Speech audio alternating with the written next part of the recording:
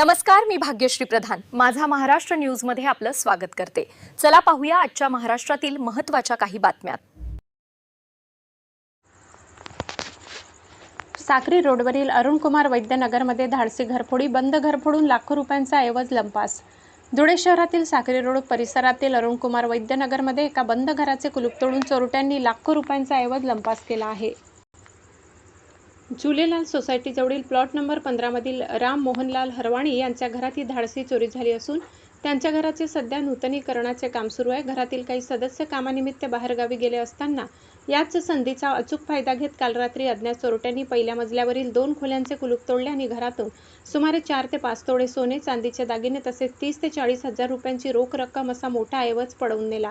आज सकाळी हा धक्कादायक प्रकार निदर्शनास येताच कुटुंबाने तात्काळ पोलिसांना पाचारण केले।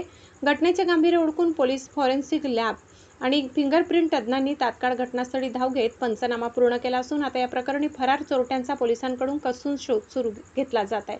प्रवीण चव्हाण, मुख्य संपादक, नंदुरबार। मेरा नाम राम अरवानी है। हमारे घर पे चोरी हुई है। मेरे घर पे मेरा भाई सोता था और कल वो मेरी भाभी को लेने गया था भोपाल, तो कल घर पे कोई भी नहीं था, तो चोरी हुई है। और सवेरे हमने आए, जैसे लॉक खोला तो घर के दरवाजे टूटे हुए थे। करीबन 40 से 50 तोले सोना गया हुआ है।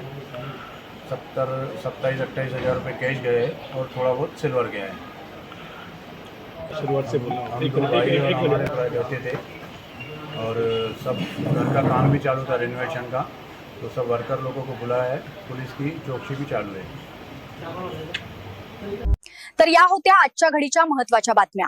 आपल्या सूचना, प्रतिक्रिया आणि बातम्यासाठी खालील दिल्या नंबर्सवर संपर्क करा। आजसाठी इथेच थांबूया। आपण पाहत रहा माझा महाराष्ट्र न्यूज, सामान्य माणसाचा बुलंद आवाज। नमस्कार।